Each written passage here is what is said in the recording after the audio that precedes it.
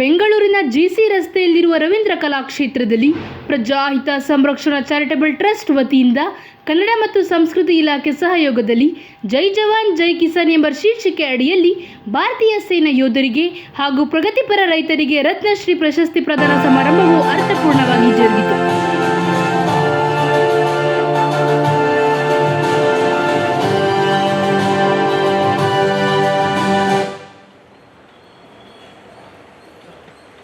ಕಾರ್ಯಕ್ರಮದ ಘನ ಉಪಸ್ಥಿತಿಯಲ್ಲಿ ವಿಶ್ರಾಂತಿಯ ನ್ಯಾಯಮೂರ್ತಿ ಸಂತೋಷ್ ಹೆಗಡೆ ಸೇರಿದಂತೆ ಹಲವು ಗಣ್ಯರು ಆಗಮಿಸಿದರು.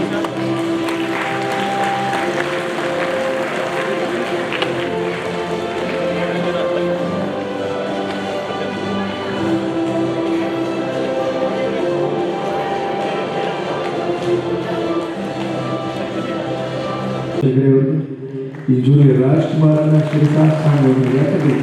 ಸಾಕಷ್ಟು ಸಾವಿರಾರು ಭ್ರಷ್ಟಾಚಾರಗಳನ್ನು ಸಭೆ ಪಡೆದು ಇವತ್ತು ಒಳ್ಳೆಯ ಮಾರ್ಗದಲ್ಲಿ ನಡೆಯುವಂತೆ ಜನರಿಗೆ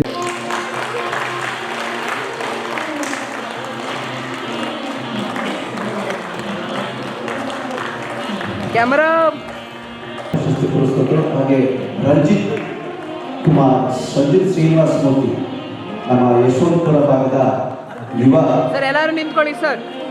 ಯುವಕರ ಮಿತ್ರ ಅಂತ ಹೇಳ್ಬೋದು. ರಂಜಿತ್ ಅವರು ಈ ಕಾರ್ಯಕ್ರಮಕ್ಕೆ ಪ್ರಶಸ್ತಿಗಳು ನೀಡಿ ತದನಂತರ ಬೇರೆ ಕಾರ್ಯಕ್ರಮಗಳಿಗೆ ಹಲವಾರು ಗಣ್ಯರು ಮಾತಾಡಿದ್ದಾರೆ. ಡಾಕ್ಟರ್ ಸಿ ರೇಣುಕಾಮ್ ಅವರು ಮತ್ತು ರಂಜಿತ್ ಅವರು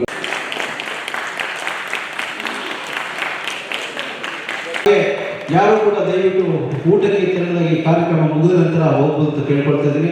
ಶ್ರೀಮತಿ ಮಧುರ ಹರ್ಷಕುಮಾರ್ ಅವರಿಗೆ ಈ ಸಂದರ್ಭದಲ್ಲಿ ಬಳ್ಳಾರಿ ಮೂಲದ ಆಧ್ಯಾತ್ಮಿಕ ಕ್ಷೇತ್ರದ ತನ್ನನ್ನು ತಾನು ತೊಡಗಿಸಿಕೊಂಡಿರುವ ಬಳ್ಳಾರಿ ಜನತೆಯಿಂದ ತಾಯಿ ಮಾರಮ್ಮ ಎಂದೇ ಕರೆಯಲ್ಪಡುವ ಶ್ರೀ ಬಸವರಾಜ ಅಮ್ಮರವರಿಗೆ ಕರ್ನಾಟಕ ಆಧ್ಯಾತ್ಮಿಕ ರತ್ನ ಪ್ರಶಸ್ತಿ ನೀಡಿ ಗೌರವಿಸಲಾಯಿತು. ಮಹಾನ್ ವ್ಯಕ್ತಿ, ರಂಗಭೂಮಿ, ಜಾನಪದ, ಬಯಲಾಟ, ಪೌರಾಣಿಕ ನಾಟಕಗಳು, ಲೀಲಾಜಾಲವಾಗಿ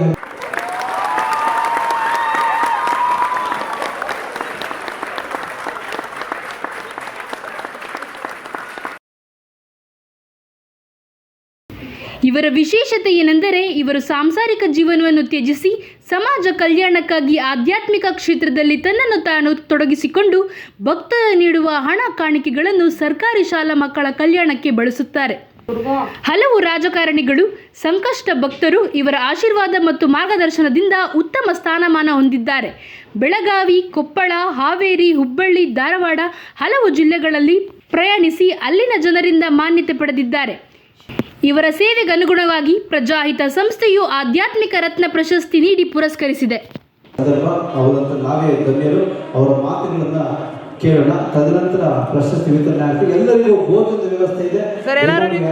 ಹೋಗಬಾರ್ದು. ಈಗ ಈ ಪ್ರಶಸ್ತಿ ಆದ ನಂತರ ನಮ್ಮ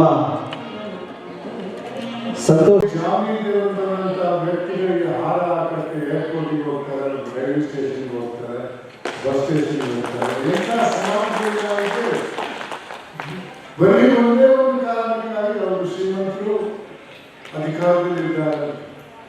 ಆದರೆ ಒಳ್ಳೆಯ ವ್ಯಕ್ತಿಯೋ ಅಥವಾ ಕೆಟ್ಟ ವ್ಯಕ್ತಿ ಎನ್ನುವುದರಲ್ಲಿ ಇವತ್ತಿನ ಸಮಾಜಕ್ಕೆ ಯಾವುದೇ ಇಲ್ಲ.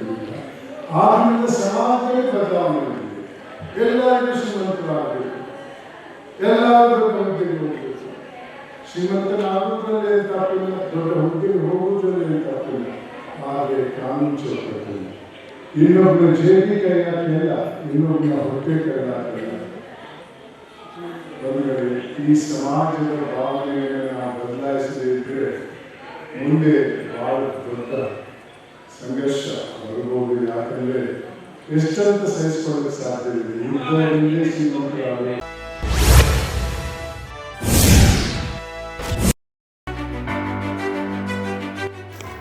ಬಸವರಾಜಮ್ಮ ಬಳ್ಳಾರಿ ಮೂಲದವರು.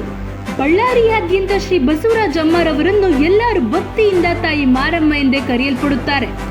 ಕಷ್ಟ ಕಾರ್ಪಣ್ಯಗಳ ಸಮಸ್ಯೆಗಳನ್ನು ಹೊತ್ತು ಬರುವ ಭಕ್ತಾದಿಗಳಿಗೆ ಇವರ ದೇಹದಲ್ಲಿ ಆವಾಹನೆಯಾಗುವ ತಾಯಿ ಮಾರಮ್ಮ ಹಲವಾರು ಜನರ ಕಷ್ಟ ನಿವಾರಣೆ ಮಾಡಿ ಅವರ ಬಾಳಲ್ಲಿ ಬೆಳಕನ್ನು ತಂದಿಟ್ಟು ತಮ್ಮ ಸಮಸ್ಯೆಗಳನ್ನು ಪರಿಹಾರ ಆದ ನಂತರ ಭಕ್ತಾದಿಗಳು ನೀಡುವ ಕಾಣಿಕೆ ಕೊಡುಗೆಗಳನ್ನು ಈ ಬಸವರಾಜ ಅಮ್ಮರವರು ಸರ್ಕಾರಿ ಶಾಲಾ ಮಕ್ಕಳಿಗೆ ಕಲ್ಯಾಣಕ್ಕಾಗಿ ಹಾಗೂ ಸಮಾಜ ಪರ ಕಾರ್ಯಗಳಿಗೆ ಮೀಸಲಿಡುತ್ತಾರೆ.